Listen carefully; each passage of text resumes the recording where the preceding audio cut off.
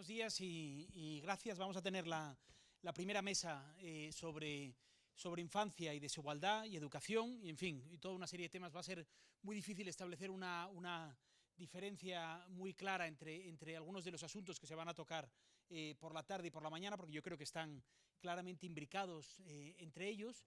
He sometido a los ponentes de esta mañana a un pequeño experimento. Vamos a hacerlo de manera un poquitín más ágil esto. Vamos a huir del formato de una mesa redonda.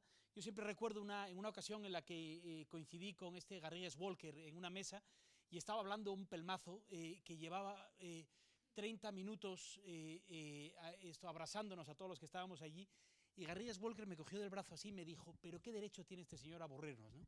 Y yo desde entonces, ese es el lema con el que enfrento cualquier mesa redonda. No hay derecho a aburrir a nadie, menos con un asunto como el de infancia y desigualdad, que es un tema que, como sabéis, es un tema que ha sido muy serio en España durante décadas.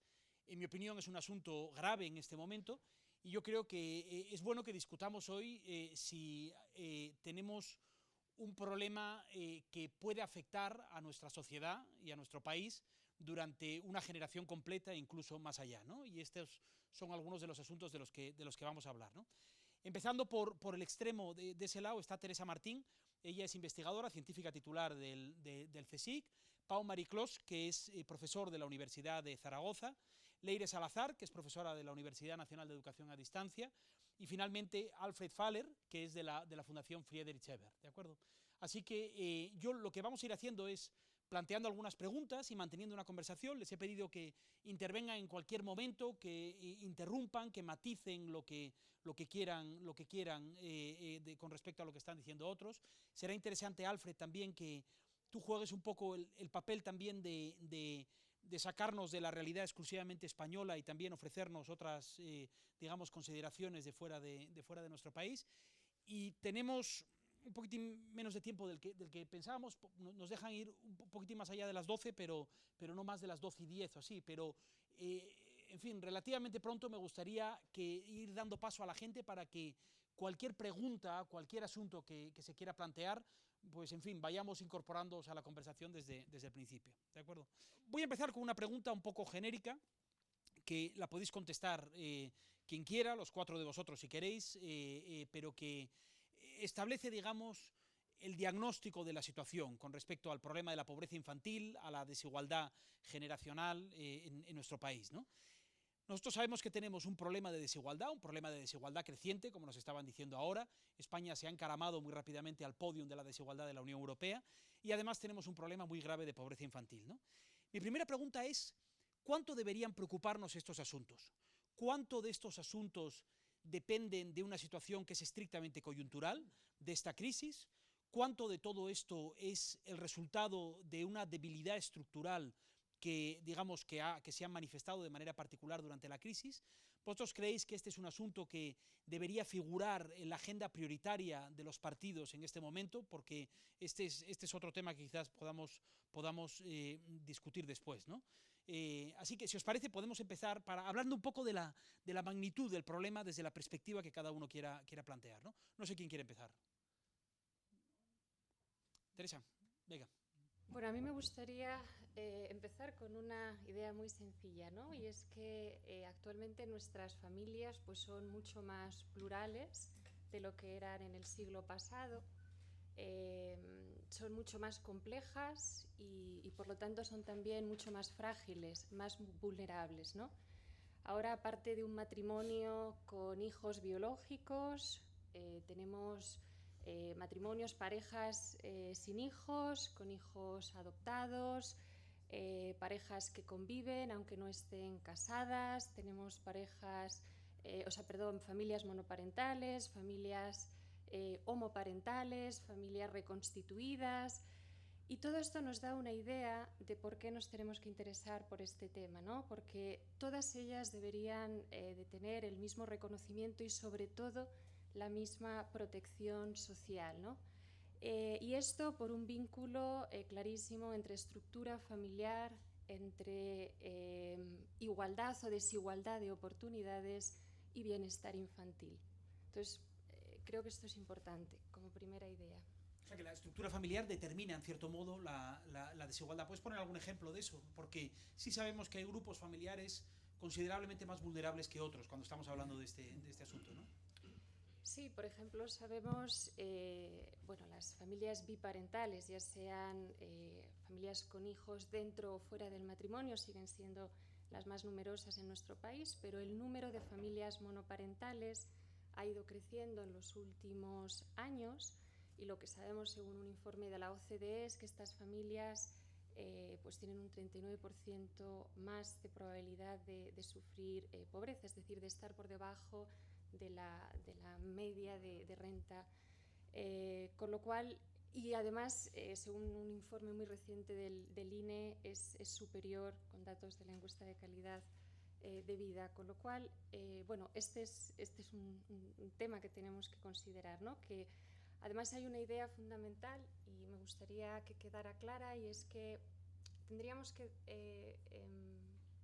de alguna manera analizar esto desde una dinámica de las dinámicas familiares, ¿no? O sea, el número, por ejemplo, de familias monoparentales puede estar en torno al 16% del total de familias, 24% de aquellas que tienen hijos actualmente, pero lo que es importante es saber que cuando solo analizamos esto en un momento puntual del tiempo, no estamos analizando toda la dinámica. La probabilidad de que un niño que no esté ahora en una familia monoparental no significa que no vaya a estarlo en un futuro. Que esté ahora en una familia biparental no significa que estos niños no vayan a estar expuestos a una familia, a una ruptura posterior, ¿no? Entonces sería muy interesante y necesitaríamos datos biográficos, ¿no?, de infancia para analizar toda la dinámica familiar, ya sea de formación de familias como también de rupturas familiares. Está claro.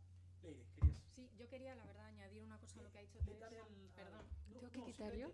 Dejad los dos encendidos y habléis cuando vale. queráis. Yo creo que Sí, nada, por añadir un pequeño matiz a lo que ha dicho Teresa, que me parece un muy buen punto de partida para esta mesa. No solamente es el caso en España y en otros países que hay más familias de estos tipos que ha dicho Teresa, sino que por lo menos en lo que respecta a los datos de pobreza infantil que estamos viendo más recientes, parece que el riesgo de sufrir estas experiencias de pobreza se ha diversificado también. No es que, bueno, en el pasado parece, por lo menos en las épocas de más bonanza económica, parecía que el riesgo de pobreza se centraba más o estaba más presente en este tipo de hogares, ¿no?, con condiciones más vulnerables, bien porque había menos personas que podían traer ingresos al hogar, en el caso de la monoparentalidad, o bien familias con muchos hijos, que también bueno, podía, en términos de reparto y tal, podía plantear algunos problemas, sino que hoy en día lo que vemos es que existe riesgo de pobreza infantil en hogares que presentan características que antes eran protectoras. Claro. Existen niños en situación de pobreza infantil en hogares en los que los padres tienen educación universitaria, por ejemplo, que a mí me resulta un dato bastante chocante. Yo creo que la novedad en el caso de pobreza y especialmente de pobreza infantil está en esto, en que el riesgo se ha diversificado absolutamente. Entonces, bueno, respondiendo muy en general a tu gran pregunta, efectivamente es uno de los grandes problemas a los que tenemos que responder de manera inmediata, yo creo, como sociedad. Porque tú, Pau, o sea, la pregunta que mucha gente se hace ahora cuando lee los números de pobreza infantil, cuando escuchamos de manera repetida, por ejemplo, 1 de cada 3 niños en España vive en la pobreza o en riesgo de exclusión, los niños como grupo social es el grupo más perjudicado, más vulnerable en este momento, dirías tú. ¿Hay algún otro grupo que esté por encima? Y, digamos, teniendo en cuenta todas las consideraciones que se están haciendo ahora sobre diferentes grupos familiares, ¿no? Sí, a ver, los niños tienen un riesgo de pobreza muy alto, un riesgo de pobreza que ha aumentado en la crisis, pero no son el colectivo en particular que más ha salido perjudicado en la crisis. Digamos, la pobreza juvenil es, digamos, la que se ha disparado en la crisis de forma más notable. Eso no quiere decir que, teniendo en cuenta que las tasas de riesgo de pobreza ya eran relativamente altas antes de la crisis, no debamos estar especialmente preocupados por esa pobreza. En particular, no solo por lo que convencionalmente se conoce como tasa de riesgo de pobreza pobreza relativa al 60%, sino porque la pobreza fundamentalmente se ha intensificado. Explica eso, porque yo creo que estás hablando de pobreza económica exclusivamente, ¿no? Sí, se habla de pobreza económica y normalmente se manejan estos datos de 1 de cada 3, Y yo creo que lo más preocupante no es el 1 de cada 3, lo más preocupante es el 1 de cada 6, que es la tasa de pobreza severa, que esta se ha doblado entre los niños durante la crisis. Es decir, la pobreza se ha intensificado entre los niños, mucho más que entre otros colectivos. Es decir, digamos que yo, admito lo que ha dicho Leire, obviamente, la pobreza se ha diversificado y en cierto modo se ha extendido a colectivos que quizás no estaban tanto en riesgo de pobreza, pero fundamentalmente el rasgo, digamos, definitorio de la pobreza en los últimos años es que se ha intensificado. Los pobres se han hecho más pobres. El umbral de pobreza, es decir, el umbral de pobreza monetaria, digamos, ese listón que saca a las personas de la pobreza, está más lejos por término medio para la mayoría de las familias con niños. Y en particular, digamos, para los colectivos de familias monoparentales y, no hay que olvidarlo, para las familias inmigrantes. Es decir, esta ha sido una crisis que se ha cebado de forma brutal con las familias inmigrantes. Las tasas de pobreza, de riesgo de pobreza, esta medida estándar que utilizamos habitualmente, no han aumentado para las familias autóctonas, han aumentado solo para las familias inmigrantes. ¿No han aumentado para las familias autóctonas? La tasa de pobreza no ha aumentado para las familias autóctonas. Bueno, ha habido pequeñas variaciones, quizás hay una mínima tendencia al alza, pero lo que se ha producido es que de repente nos encontramos con el 60% de niños inmigrantes en situación de pobreza. Eso no quiere decir que no se haya intensificado la pobreza para las familias autóctonas. Alfred. Creo que para entender lo que pasa tenemos que adoptar una perspectiva un poco más amplia. No mira solamente hacia la crisis, pero a las evoluciones de más largo plazo. Y hay que ver que el cambio de las familias en todos los países modernos, en todas las economías modernas, está determinada por un cambio secular en la sociedad que, a mi modo de ver, depende del modo de producir, una perspectiva bien marxista, y que obtiene su forma más específica por el modo de organización de economía capitalista. Ahora bien, hemos observado en la mayoría de los países europeos un encrudecimiento de la desigualdad social. Mucho antes de la crisis. Yo creo que las crisis que vienen de vez en cuando son solamente una forma en la cual se materializa esta dinámica hacia la desigualdad. Y por seguro, los niños son los más vulnerables, pero aquí también hay que ver que el modo en que se desarrolla la infancia es el mecanismo de la sociedad para trasplantar una estructura a la próxima generación. Es en cierto sentido normal que algunos niños son los más vulnerables. No son todos los niños, hay que verlos. Los niños de las familias afectadas son los no protegidos. Otros niños no viven en pobreza, viven en situaciones buenas, y hay que adoptar esta perspectiva de una sociedad segmentada, no segmentada en adultos y niños, y tampoco en mujeres y hombres, sino en clases que tienen sus oportunidades dependientes de su puesto en el mercado de trabajo. Y para entender lo que pasa, hay que echar una mirada más profunda hacia la dinámica del mercado de trabajo. Me gustaría ligar la siguiente cuestión con el tema que ha planteado Alfred, porque me parece un tema fundamental. ¿Dónde están los orígenes de este problema? ¿Cuánto de todo esto empezó mucho antes? ¿Dónde están las debilidades estructurales de nuestro sistema? Alfred se ha referido a la estructura productiva y al mercado de trabajo. La sensación que da en un país como el nuestro, y sospecho que en otros países de la Unión Europea, es que los niños estaban sujetos, digamos, por la protección que ofrecía el empleo de las familias o la seguridad de las familias. Cuando eso desaparece, el Estado desaparece como red de protección, como red de seguridad. Y estamos viviendo una crisis muy dura, pero vivimos años muy buenos, en donde en el conjunto de la OCDE se incrementó el gasto público relacionado con la infancia, aunque yo sé que este es un tema muy, muy matizable, pero ¿qué es lo que hemos hecho mal? ¿Por qué durante los años de bonanza no protegimos las estructuras que, digamos, que soportan a las familias en la situación de crisis, cuando el ingreso propio, el ingreso privado se viene abajo, ¿no? A ver, nosotros tenemos una pobreza estructural, y sobre todo en la infancia, digamos, que siempre ha sido muy alta,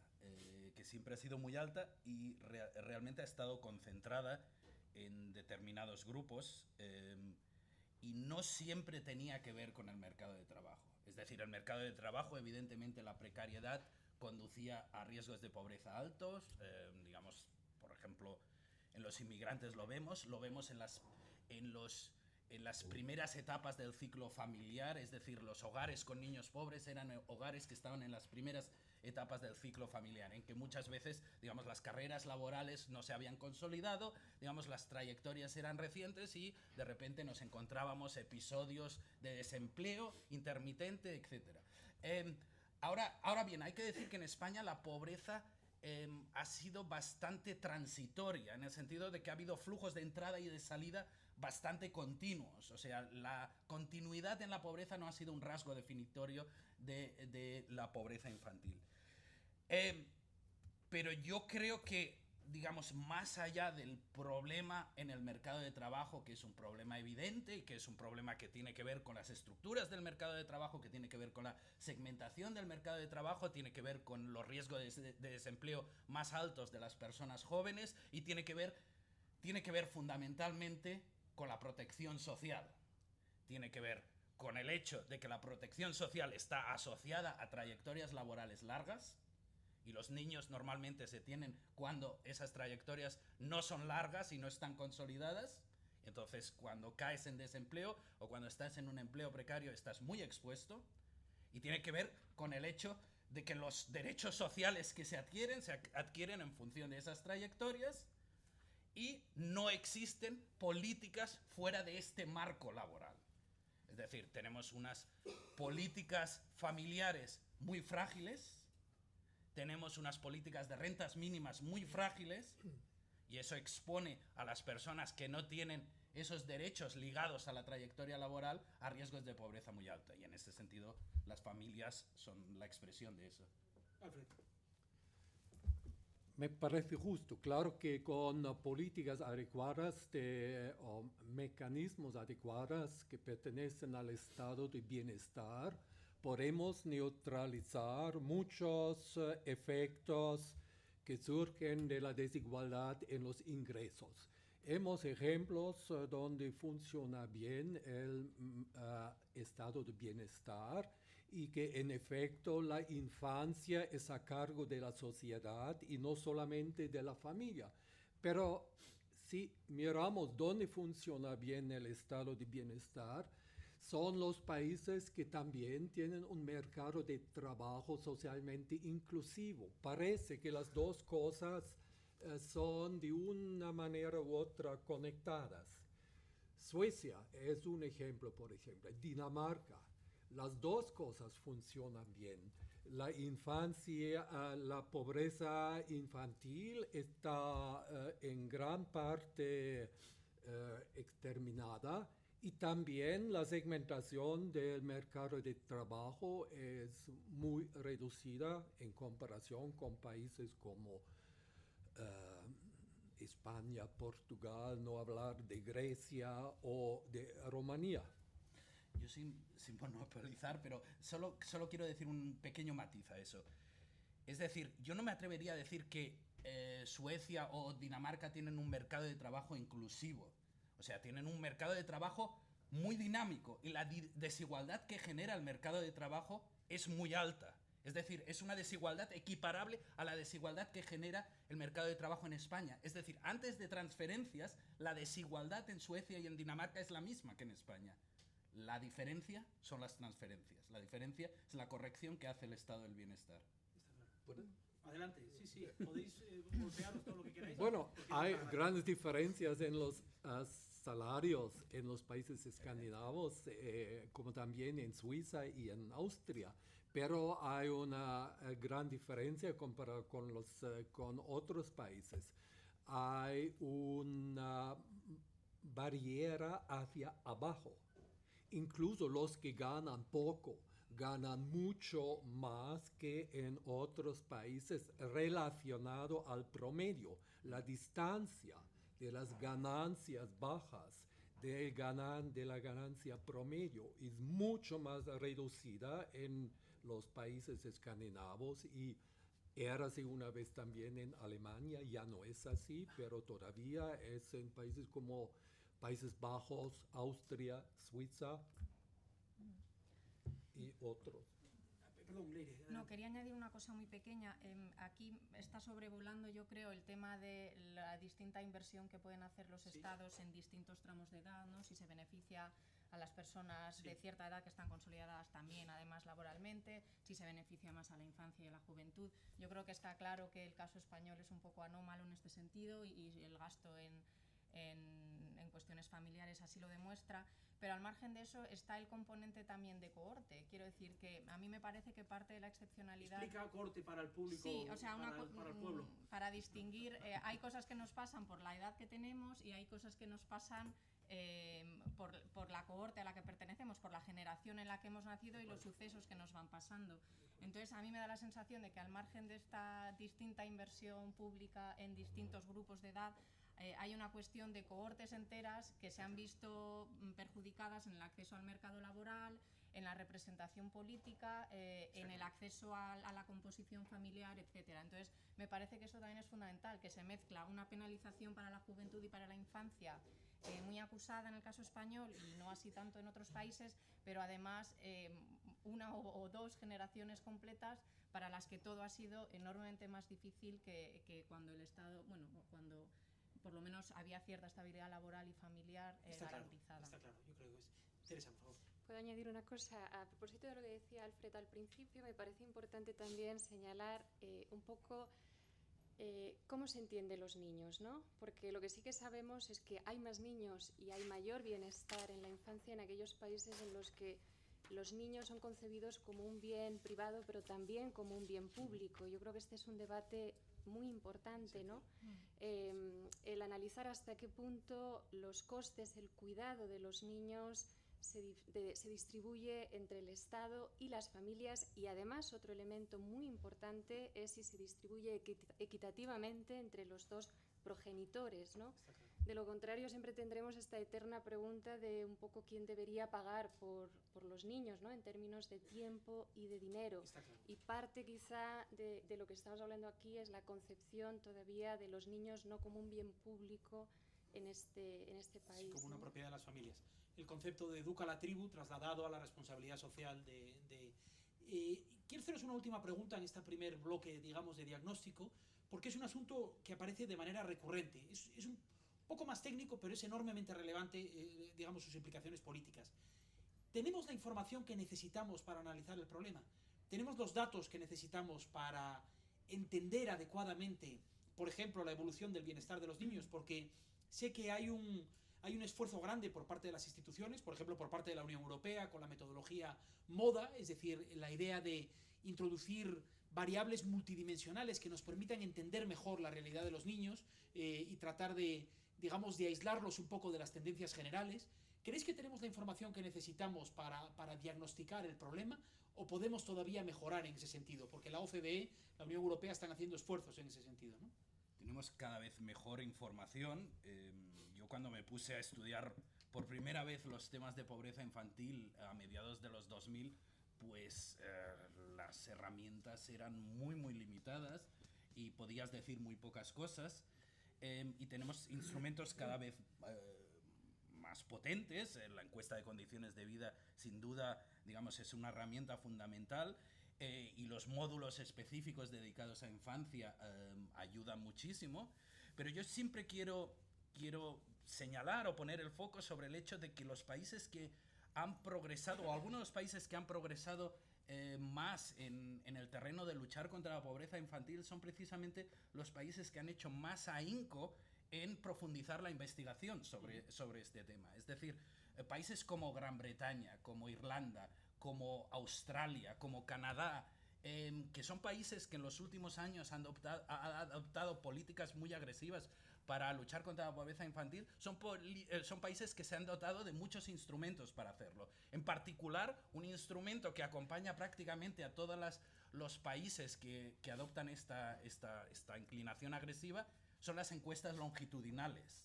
Es decir, los estudios que hacen un seguimiento de los niños a lo largo de periodos relativamente largos de su vida y permiten, digamos, rastrear los factores que intervienen en la generación de desigualdad. Cuando existen estos instrumentos, se pone sobre la mesa determinadas realidades que son realidades que golpean a las opiniones públicas y que exigen, digamos, intervención política. Perfecto.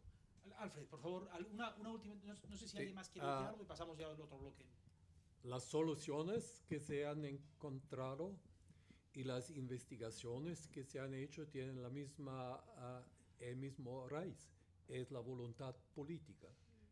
Si existe esta voluntad política, se hacen las investigaciones necesarias y de eso surgen soluciones. Así que los dos surgen del mismo raíz, ¿no? El asunto no es baladí, porque el modo en el que entendemos el problema, el modo en el que conocemos el problema, el momento en el que comunicamos los datos sobre asuntos, estamos abordando las consecuencias de la crisis, por ejemplo, sobre la pobreza infantil, con datos en muchas ocasiones de hace 2, 3 años en algunos indicadores fundamentales, ¿no? Es muy difícil captar una fotografía ajustada del problema con la información que tenemos, ¿no? Por eso es un asunto. Vamos a dejar el diagnóstico, vamos a entrar en las consecuencias de esta situación. Varios de vosotros estáis trabajando en este asunto desde diferentes perspectivas. Yo creo que todo el mundo puede entender por qué tenemos un agujero negro ético, un agujero negro moral relacionado con la pobreza infantil o con la desigualdad en nuestra sociedad, pero me gustaría que fuésemos un poco más allá para entender cuáles son las implicaciones de esta situación en el medio y largo plazo, para los niños en primer lugar y para sus expectativas y sus oportunidades en la vida, y más allá de eso para el conjunto de la sociedad. ¿Por qué este es un problema, digamos, de interés propio, además de un problema estrictamente ético de nuestra sociedad, ¿no? Es una pregunta un poco amplia, pero me gustaría que, yo sé que habéis trabajado, Teresa, tú has trabajado sobre cuestiones de fecundidad, por ejemplo, y las implicaciones, digamos, yo creo que este es uno de los asuntos en donde quizás podrías hacer alguna aportación, pero lo dejo abierto a cualquier perspectiva que os interese. ¿Quieres empezar tú? No he entendido muy bien. Mi pregunta es ¿qué consecuencias tiene esto en el largo plazo? Tú has trabajado sobre cuestiones de fecundidad, por ejemplo. La crisis ha supuesto un punto de inflexión, por ejemplo, en tasas de fertilidad. El gráfico que nos ha enseñado Nacho antes habla de una pirámide poblacional en España que muy rápidamente se acerca a una pirámide invertida, ¿no? Un modelo poblacional de pirámide invertida. ¿Cuánto de todo esto está relacionado? Es decir, ¿cuánto de lo que está ocurriendo ahora nos afectará en el futuro, por ejemplo, en lo que se refiere a las tasas de fecundidad, ¿no? Y también a cualquier otro asunto que se os ocurra. Vale. Bueno, respecto a las tasas de fecundidad, que es lo que yo estoy trabajando, lo que sí que sabemos es que periodos de crisis normalmente traen aparejados un aplazamiento de la fecundidad. Esto está sucediendo en casi todos los países de la Unión Europea. Se ha producido un estancamiento de la fecundidad, pero en principio, transcurrido un periodo de crisis, simplemente se tienen los hijos a edades más avanzadas, pero se recupera. Para el caso de España es bastante más cuestionable, primero porque partimos ya de unos niveles de fecundidad muy bajos y aparte porque con un escenario como el actual, con casi el 26 o 25% de paro y sabiendo que las condiciones económicas, laborales son una de las principales causas para embarcarse en la formación de familia y la fecundidad, la verdad es que las perspectivas no son demasiado halagüeñas. Sí, a mí me gustaría enlazar con una de las cosas con las que Luis ha abierto las jornadas de hoy, el tema de la inversión en las edades más tempranas de los niños. A mí me parece que es muy interesante. Por supuesto, todos sabemos que los niños que nacen en familias más favorecidas tienen más oportunidades a lo largo de su vida, en comparación con los niños que se encuentran en condiciones más desfavorables de partida. Lo interesante de esto es que si consideramos la vida de un niño hasta la edad adulta, se pueden crear círculos viciosos o círculos virtuosos, círculos de ventajas y círculos de desventajas. Entonces, si esto es así siempre, en situaciones de bonanza y en situaciones peores económicamente, lo interesante es saber si una transformación tan brutal como la que está teniendo lugar en España, en términos de más personas en una situación pues de pobreza severa, como decía, o de pobreza no severa, de pobreza... el hecho de que haya más familias en estas condiciones más vulnerables va a tener un efecto a largo plazo en las propias vidas de estos niños. Aunque no tenemos ahora mismo evidencia en ese sentido, obviamente, pero las evidencias parcheadas de las que disponemos nos indican que efectivamente puede ser así, que se esté ampliando la brecha entre los niños que están en una situación mejor y peor. Tú estás trabajando, si no estoy equivocado, en la cuestión de expectativas de continuidad en el sistema educativo, ¿no? En parte sí, en parte. Y en el impacto que esta situación puede tener, ¿no? Sí. La fundación en la que yo trabajo, la Fundación Por Causa, hicimos un documental hace poco donde entrevistamos a una chica de Vallecas. Tratábamos de comparar la situación entre una chica de Vallecas, de más o menos de la misma edad, y una chica de Moncloa, Aravaca. Ninguna de ellas era una caricatura de su situación, ni una era muy pobre ni la otra era muy rica. Pero a mí uno de los elementos que me chocó enormemente de su historia, de su relato, era precisamente la cuestión de las expectativas, ¿no? La chica de Vallecas, de alguna manera, lo que planteaba eran unas expectativas que llegaban al próximo mes, al próximo cuarto de hora. La chica de Aravaca te hablaba como hablaría mi hijo de 16 años, te contaba lo que quería hacer en la vida, lo que quería estudiar, lo que quería aprender, ya con independencia, digamos, de sus recursos, ¿no? Una de las cosas que me chocó más y que me dolió más era el modo en el que la chica de Vallecas explicaba que sus profesores, en cierto modo, los encarrilaban en una determinada dirección. Parece como una especie de fatalismo, de derrotismo, ¿no? Esto es lo que puedes esperar. Y ahí hay un factor de rigidez social.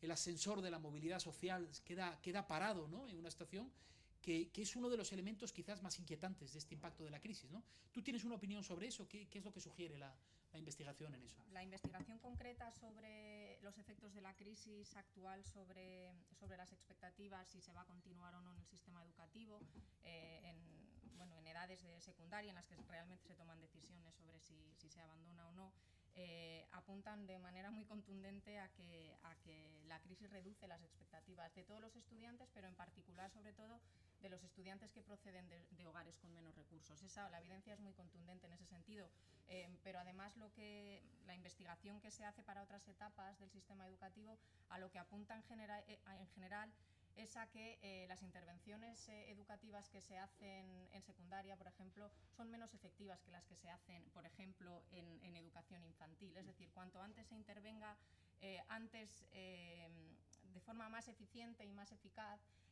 y con más retorno social en el largo plazo, se puede actuar. Entonces, el origen social de los individuos siempre afecta, por supuesto, a los resultados escolares de los niños y de los adolescentes, pero va habiendo... Es decir, sería más efectivo, yo creo, en términos sociales, que nos centráramos en las etapas iniciales. Exacto. Alfred, Pau, ¿tenéis una opinión sobre esto? La literatura es muy clara en ese sentido. O sea, la pobreza deja cicatrices y esas cicatrices no acaban de curar nunca. A igualdad de condiciones en la vida adulta, haber sido un niño pobre, digamos, tiene consecuencias. Tiene consecuencias en las trayectorias laborales, básicamente marcadas por tu itinerario educativo. Tiene consecuencias sanitarias.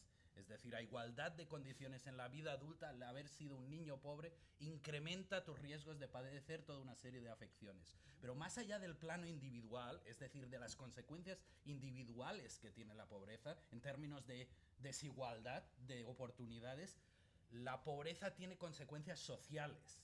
¿vale? Y en ese sentido yo creo que también hay que incidir en esta dimensión de que la pobreza no solo se expresa en los individuos, la pobreza infantil, traducida después en forma de pobreza juvenil, se traduce en sociedades más fracturadas, más desorganizadas, con mayores niveles de conflictividad, con mayores niveles de conflicto. Son sociedades que desaprovechan el talento, y en ese sentido enlazo con el argumento de Nacho sobre el género.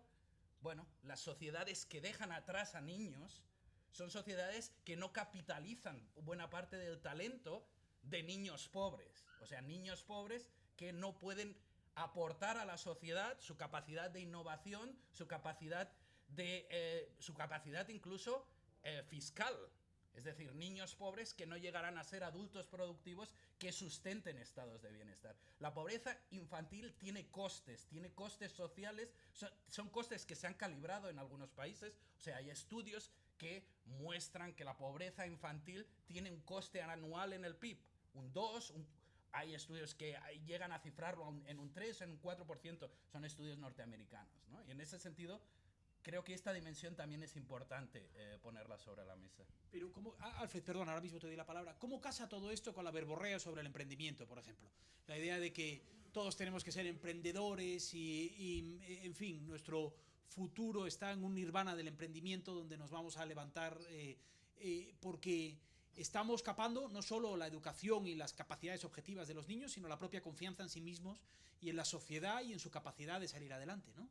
Está claro que si queremos que todos tengan capacidad de emprender, digamos, la pobreza es un obstáculo para eso. Es decir, la pobreza está dejando por el camino posibles emprendedores, ¿no? Y digamos que si nosotros podemos integrar en la lucha contra la pobreza infantil a colectivos que se creen la verborrea del emprendimiento. Es decir, no es incompatible, digamos, generar relatos justificatorios de la lucha contra la pobreza infantil que digan, oigan, ¿quieren emprendedores?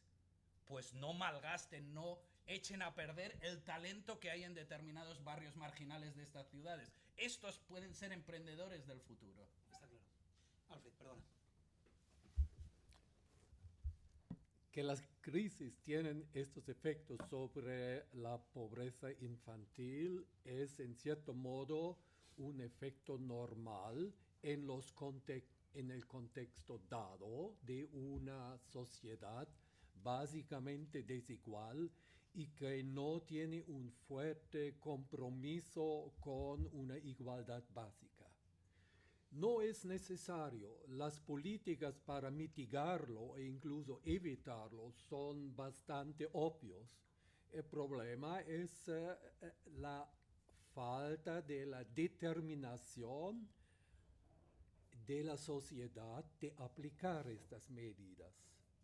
No dependen del éxito económico en la economía global de desarrollo económico. Se podría mitigar mucho los efectos de la crisis que por un momento dado podemos aceptar como es a los niños. Y claro es que existen estos círculos ventajosos y desventajosos y una generación de niños perdidas es un lío bastante grave para el futuro de la sociedad.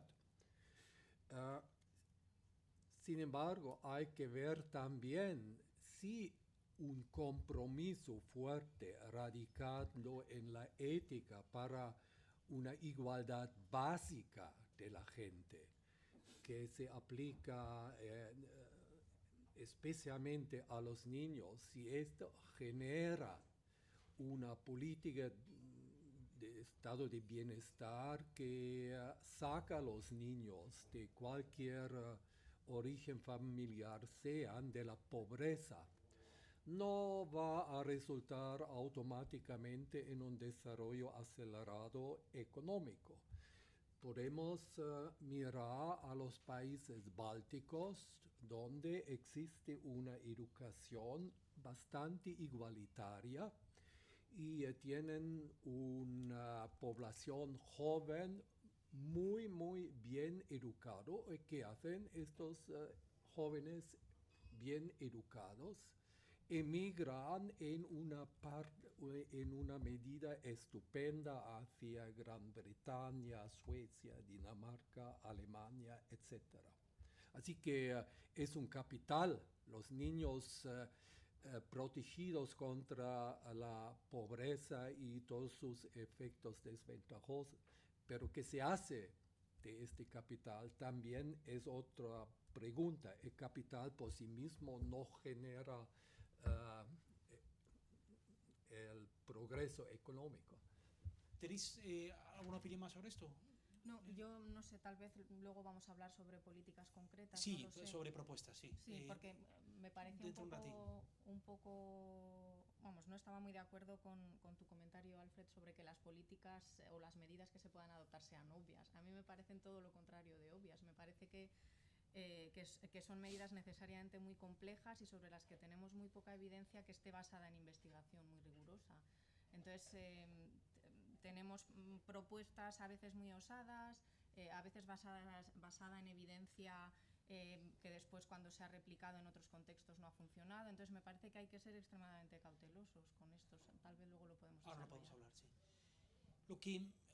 Con lo que me quedo un poco también recogiéndola, si te he entendido bien, Alfred, es que niveles por encima de lo razonable de desigualdad y desde luego de pobreza infantil tienen consecuencias para los propios niños y sus familias en primer lugar, pero para el conjunto de la sociedad en el largo plazo.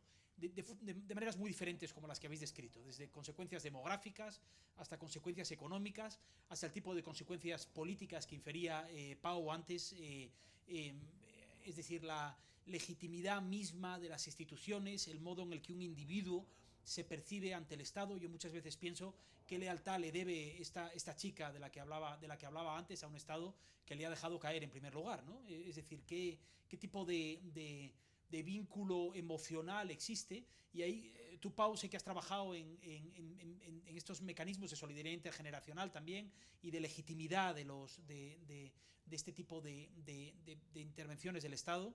Y yo creo que este es un tema relevante, ¿no? Lo que sugiere Alfred es que si eso es cierto, lo contrario no es necesariamente una solución mágica. El hecho de romper esos círculos viciosos, el hecho de establecer mecanismos de igualación no necesariamente va a resolver algunos de los problemas que se crearon en primer lugar, ¿no?